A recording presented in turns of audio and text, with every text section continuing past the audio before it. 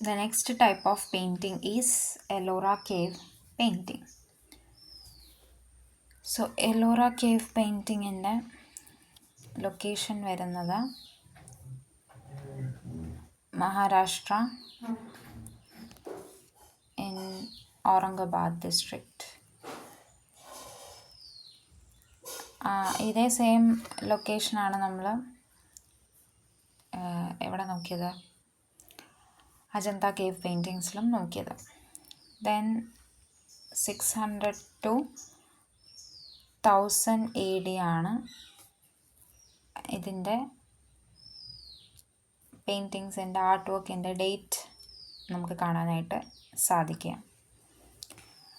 And വേറൊരു പ്രത്യേകത എന്താണെന്ന് വെച്ചാൽ,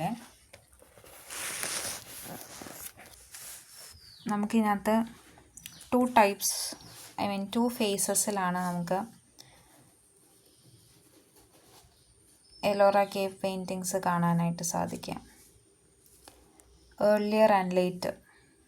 സോ ഏർലിയർ പെയിൻറ്റിങ്സിൽ നമുക്ക് വിഷ്ണുവിൻ്റെ ഒരു പെയിൻറ്റിങ്സാണ് കൂടുതലായിട്ടും കാണാൻ സാധിക്കുകയെങ്കിൽ, ലേറ്റർ പെയിൻറ്റിങ്സിൽ നമുക്ക് ശൈവ ഹോളി മെന്നിൻ്റെ പെയിൻറ്റിങ്സാണ് കൂടുതലും കാണാനായിട്ട് സാധിക്കുന്നത്. ഓക്കെ, സോ ഇങ്ങനെയാണ് എലോറ കേവ് പെയിൻറ്റിങ്സിൻ്റെ ആ ഒരു ഫേസസ് പോകുന്നത്.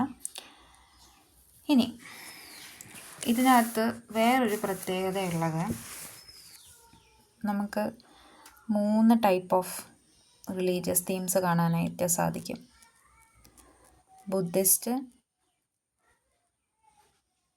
ജെയിൻ ആൻഡ് ഹിന്ദുയിസം എന്നിങ്ങനെ 3 ടൈപ്പ് ഓഫ് പെയിൻറ്റിങ് കാണാനായിട്ട് സാധിക്കും. സോ ബുദ്ധിസ്റ്റിൽ നമുക്ക് വിശ്വകർമ്മ കേവ്, എന്ത് കേവാണ്? വിശ്വകർമ്മ കേവ്. ജൈനിസത്തിൽ നമുക്ക് ഇന്ദ്രസഭ എന്ന് പറയുന്നൊരു ടൈപ്പ് ഓഫ് ഇത് നമുക്ക് കാണാനായിട്ട് സാധിക്കും. ആൻഡ് ഹിന്ദുയിസം നമുക്ക് കൈലാഷ ടെമ്പിൾ. അപ്പോൾ ഈ ടൈപ്സ് ഓഫ് പെയിൻറ്റിങ്സ് ആണ് നമുക്ക് കാണാനായിട്ട് സാധിക്കുക. ആൻഡ് വേറൊരു പ്രത്യേകതയും കൂടെ ഉണ്ട്, ഇതിന് പേട്രൺസ് ഉണ്ട്. ഓക്കെ, ഏതൊക്കെ പേട്രൺസ് ആണുള്ളത്? രാഷ്ട്രകൂതാസ്, വക്കട്ടക്കാസ് ആൻഡ് ചാലുക്യാസ്. ഈ 3 പെയിൻറ്റിങ്സ് ആണ് നമുക്ക് കാണാനായിട്ട് സാധിക്കുക. ഏതൊക്കെയാണ്? രാഷ്ട്രകൂതാസ്, വക്കട്ടക്കാസ് ആൻഡ് ചാലുക്യാസ്. ഓക്കെ,